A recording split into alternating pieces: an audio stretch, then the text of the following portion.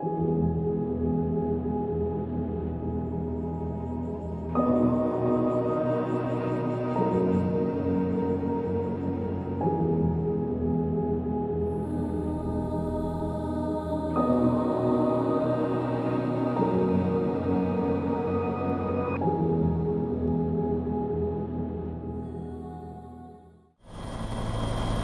leader Richard Simpson is among a select group of pilots, members of a small squadron with a huge history.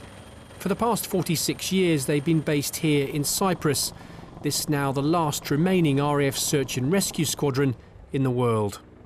This week 84 celebrates its centenary, and for her current CO it's an immensely important milestone. For me personally, to be a commanding officer of a squadron turning 100 years old is a massive benefit, and I'm very honoured to be here in this position. Not many RAF chiefs can say they've been on and celebrated 100 years of their own units. So for me to be here in my career at this stage, celebrating with a good team underneath me is I'm very privileged. 84 Squadron first saw action as a fighter unit on the Western Front, where its pilots downed 129 enemy aircraft. Many of the interwar years were spent in Iraq, its long association with the Middle East reflected in the squadron's scorpion emblem. By 1942, 84 Squadron was based in the Far East. When the Japanese army overran Java, they were all taken prisoner, except for their CO, Wing Commander John Judvine, and 11 of his men. They escaped by lifeboat, spending 6.5 weeks at sea before they were eventually rescued off the coast of northern Australia. And legend has it they survived in part thanks to 960 cans of American beer they'd stowed on board. Within 2 days of leaving Java, leaving Tilitjap, they were seen by a Japanese submarine. It surfaced about a quarter of a mile ahead of them. The officer commanding and 2 of his ratings got up onto the conning tower. Both the ratings were manning machine guns, one a 50 caliber and the other one a general purpose machine gun. It prescribed a full circle around the lifeboat, binoculars out, having a look at the crew, and then decided to leave them to it and submerged again and disappeared off. So they struck really, really lucky that didn't put an end to their voyage, and they managed to get themselves to Australia because of it. Other things on the way, a few sharks which decided to give them a bit of close attention a couple of times, and then a whale which gave them some really close attention to the point where they had a young calf underneath the rudder who had a little bit of an investigation of the boat. They weren't massively impressed with it, and then he disappeared off to join his mother another 200 yards further on from that. So they had a real interesting voyage and tough time of it. In 1953, 84 became a transport squadron covering the Middle East and Mediterranean. The 1970s brought a switch to helicopters and a move to Cyprus, where she's been ever since, the only RAF squadron to have been continuously based overseas. 84 Squadron operates 3 Bell 412s known to the RAF as the Griffon. Based on the iconic Huey, she can carry 6 troops and lift a 3,000-pound payload, about the weight of a family car. With a top speed of 160 miles per hour, she can stay airborne for nearly 3 hours. The basic design of the Griffon may be decades old, but it's a helicopter its pilots are very fond of. Great aircraft to fly. So it's the Griffon Ha-2 based initially on the Huey, which was the Vietnam workhorse really that you see from all those movies. And it's begun to develop and become this aircraft, and it's got a brilliant blend between analog gauges and raw hands-on flying, and then I can step that all the way up to taking my hands off completely and allowing the aircraft to fly itself. So it allows me to try and look good or just plug everything in and look good. So it's a great blend, and it's a nice way of going about business. It's a great thing to fly. For 84 Squadron, this anniversary also means daily drill practice ahead of their centenary parade and a very special birthday celebration. At the moment there's 1 ambulance and 1 medic down on the scene, with a further 1 medic and 1 doctor heading all the way down there now. They know it's an exercise, but they respond as if it's for real. A soldier's supposedly fallen off a cliff after an explosion inside RAF Akrotiri, and from their control room, 84 Squadron set off to airlift the casualty. 70, T's and P's are good, just a little bit of a mismatch, coming up and back, clear up and back. On board for this exercise are 2 rear crewmen, a winch operator and a winchman paramedic, Sergeant Ben Jacobs. So we try and do exercises as often as possible, with the main reason to keep us in tune with current operating methods and medical techniques. And the difficulty in Cyprus is we don't have a huge amount of live jobs to keep our hand in. So we do exercises as often as we can, and the station will provide medical centre personnel, fire brigade personnel.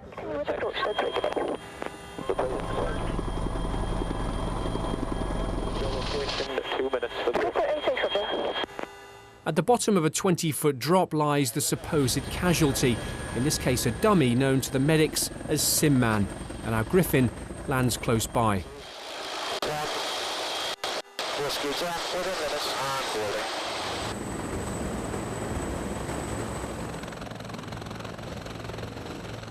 '84 Squadron took on this helicopter rescue role in Cyprus in the 1970s, initially using the Whirlwind and later the Wessex helicopter.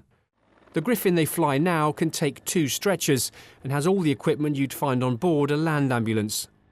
Once he gets into this position in the back of the aircraft, the winch operator then takes control of the airway, so because he's at the head end. So he's straight in here, securing this airway with an eye gel in this case.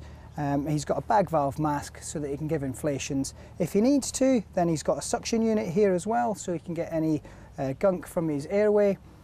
Moving on to the chest, he's in a good position here to do compressions if he needs to, and he has a defibrillator there if he needs to deliver any shocks.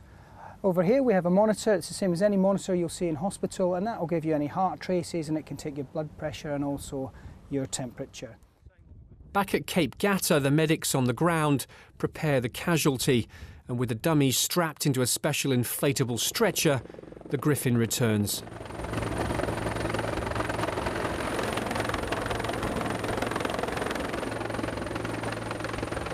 This may be an exercise, but it's one this squadron takes very seriously, making sure they're always ready when the call comes.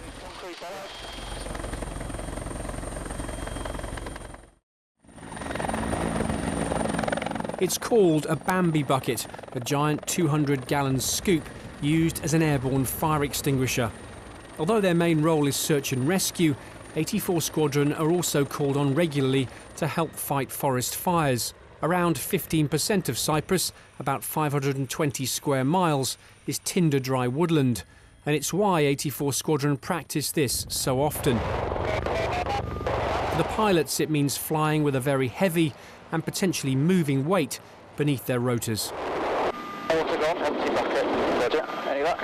Yeah, direct hit, I'd say. Well, if you keep it in balance and the crewman sort of talks you as to how the bucket's behaving underneath the aircraft, that's actually not such an issue. The final stage is really the crewman is given control of when to release the water, and he'll talk you on. So it's as simple as telling you to go left a bit, right a bit, and then once he's happy you're overhead and he's taken into consideration the wind effect on blowing the water, he will release the water once you've given him clearance. And then hopefully you've hit the target, and then it's round again. So you go to collect more water and you take into consideration what happened on the first run, and then you just keep going round, backing that up. Cyprus has suffered greatly from wildfires in recent years. The combination of flammable vegetation and the island's strong winds mean they spread very rapidly. And this is an example of the devastation those fires caused. This blaze broke out last summer along with a series of others across the Troodos Mountains. At one point, 400 firefighters and volunteers were involved in trying to keep them at bay, and the Cypriot government was forced to ask for international help. One of those that came to their aid was 84 Squadron. The fires were the worst for a decade, destroying more than 5 square miles in a matter of hours. 84 Squadron flew mission after mission, dropping thousands of gallons of water. It was 5 consecutive days in total, with 2 aircraft constantly flying all day, every day. and we dropped in excess of 200 tonnes of water, 158 buckets, Bambi buckets, and it was quite intense. We were operating to the north of Troodos, in amongst the worst Cyprus fires in recent history, with 12 other aircraft and a multinational. So it was a very complex mission, and we said we lasted 5 days, and eventually we got ahead of the fire and helped put the fire out. So we had a letter that was written from the President of Cyprus direct to the Right Honourable David Cameron, thanking us for our efforts on 84 Squadron for the 5 consecutive days of firefighting. Yeah, focus remaining off actually, so coming round to the right, we'll go downwind. Today there's no chance of forest fires, the weather more British than Cypriot, but for Ollie and his winchman, the practising goes on. 100 years after 84 Squadron was formed, this relatively new skill as an airborne fire engine, now one of the squadron's foremost roles. I will set my own height above the water. When it's very calm, I can get my feet in the water. The aircraft will sort of drag me along at a slow speed, and I can use my feet to keep myself facing forward. When it's a big steep slate like that yesterday, when there's quite a bit of swirl, then really want to be above it rather than keep smashing through waves. The RAF call this a WETS drill, a simulated ocean rescue. Out at sea, a volunteer is dropped into the Med, and an 84 Squadron Griffon helicopter is sent to locate and rescue him. When you've done the same sort of training in the North Sea in February at 1 in the morning, it's not the most enjoyable experiences, but it's never that bad here. However, yesterday there was a bit of a swell hitting the reef, and as you witnessed yourself, you know, it can create some quite big waves. In many cases, when you're quite experienced, you can use some of those waves as an advantage to yourself to help you sort of get height over the casualty, to place strops and stuff like that. But yeah, there's always the possibility that something will strike you when you don't want it to. 84 Squadron have conducted search and rescue, or SAR, here in Cyprus since 1973, carrying out hundreds of real-life rescues. Back in 2000, they were presented with bravery awards by the island's then president after a daring nighttime mission when they lifted 9 seamen to safety from their sinking ship. One of the other core roles for 84 Squadron is rescuing aircrew, including fast jet pilots who may have ejected into the sea. And with Akrotiri now the RAF's busiest airbase, thanks to Op Shader, it's a skill they practice a great deal. It happened for real in 1979. This photo of an 84 Squadron winchman, Sergeant Graham Goosey, was taken after a Lightning F6 jet crashed off the coast of Akrotiri. 84 Squadron also practice their own survival drills, making sure they know how to escape from a Griffon helicopter if it ditched in the sea. The aircraft we operate does have a flotation gear, so that will automatically inflate on impact to the water. But that doesn't mean to say that we will be upright and the aircraft could invert but still remain on top of the water. So at that point, the aircrew will brace themselves for the impact, take a deep breath, wait for the water to fill up inside the cabin. Thereafter, they will jettison windows and doors and escape once they feel ready to. Get out, and then they'll inflate their life jackets. You can see that they've done today, and that will bring them to the surface of the water. And thereafter, all the pilots are given a single-seat life raft, individual issue, and then the rear crew, we do have a single-seat life raft as well, but more importantly, we'll use the 10-man dinghy you can see behind me there. This workshop is home to 84's survival equipment section, known to the RAF as Squippers. They test and maintain all the clothing and rafts used by the squadron's pilots and winchmen. At the moment, we have a multi-fab immersion suit on the table. This is currently undergoing maintenance by Corporal Allenson, who's just testing for leaks. This is a BA survival pack that our aircrew currently wear on 84 Squadron. If they ever have to ditch in the sea, they can take this with them. They then pull on the red toggle, which activates a CO2 gas cylinder, which then inflates the single-seat life raft, which provides them with thermal protection from the elements, which they can jump inside and await the arrival of another helicopter to come and rescue them. After an hour at sea, the volunteer victim is plucked from the waves and the Griffon heads back to base. For the crews, there's one last job, a quick dip in a rather cold bath to rinse the sea salt from their survival suits. 4 decades after they arrived in Cyprus, 84 is the UK military's last SAR squadron and the only permanent RAF flying unit at Akrotiri.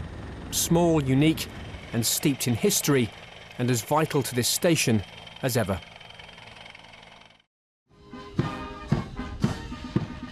The Royal Air Force celebrates its centenary next year.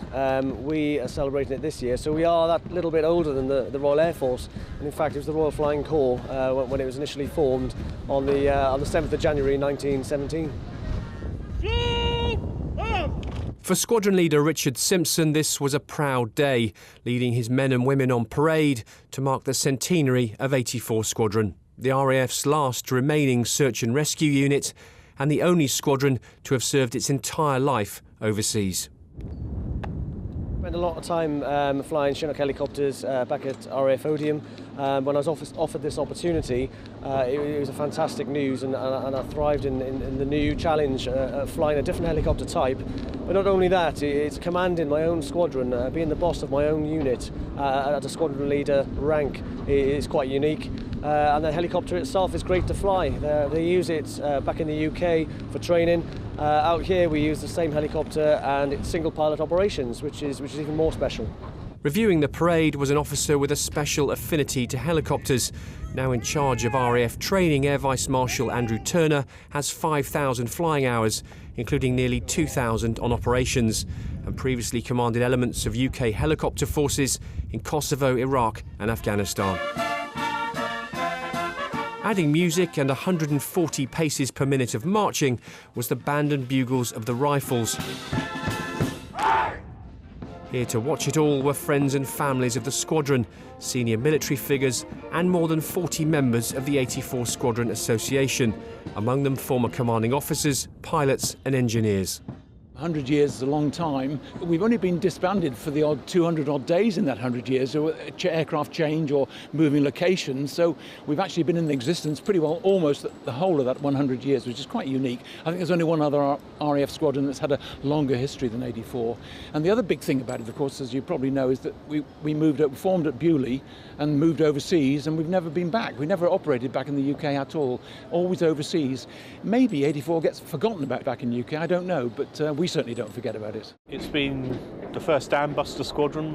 It done that in the 1920s, before the dambuster squadron that we all know of, 617, were formed. So it's done that role. It was a policing role. It's flown biplanes. It's been a fighter squadron, a bomber squadron, an interdictor squadron, transport squadron, helicopter squadron. It's the last remaining RAF search and rescue squadron. For this small squadron, this was a very big day, a chance to mark their special birthday with some pomp and ceremony and celebrate their unique place in the RAF family.